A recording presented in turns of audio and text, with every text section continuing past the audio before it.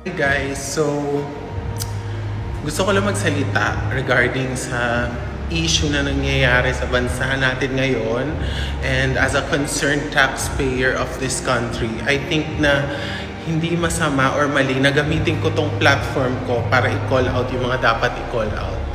And kilala naman ako bilang sa contents ko na nangaaway ako ng mga celebrity or sumasasaw ako sa issue, pero mas deserve na ma-call out tong mga nakaupo sa posisyon at nangungurakot ng pera natin, pera ng bayan.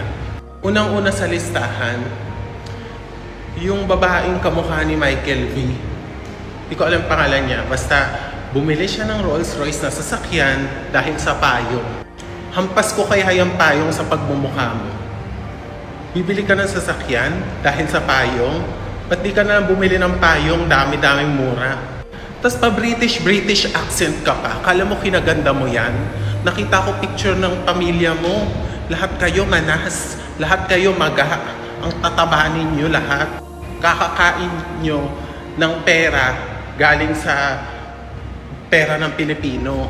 Yan, tingnan nyo na maga kayo. Tataba nyo, mga patay gutom kayo. Magka-gout sana kayo lahat. Imagine, nakita ko yung family picture nila, lahat mataba. Walang mapayat. Siguro pag pumasok kayo sa elevator, siksikan, kailangan may isang bumaba. Diyos ko. Next, yung mga nepo babies na nagmamaganda, hindi naman maganda. I mean, limpak-limpak na pera na nga yung ninanakaw nyo sa bansa natin. Tapos, yung outfit nyo, ang papangit. Yung color combination nyo, ang babadoy. Alam mo, malala, may karma talaga eh. Tingnan mo yung katawan nila, parang bumili sila ng damit, pero nung suniot nila, nagmukhang aparador. mukhang aparador yung isa. Diyos ko, paiba-iba siya ng kulay, wala namang figure.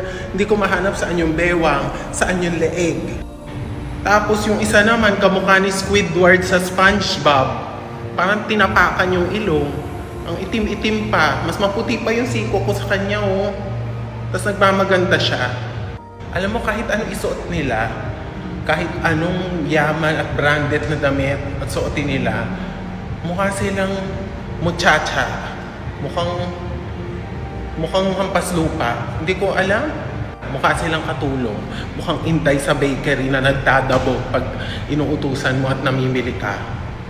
Kaya huwag kayo mag-inarte dahil ang papangit nyo. Yun lang. Ibalik nyo yung pera namin, magnanakaw.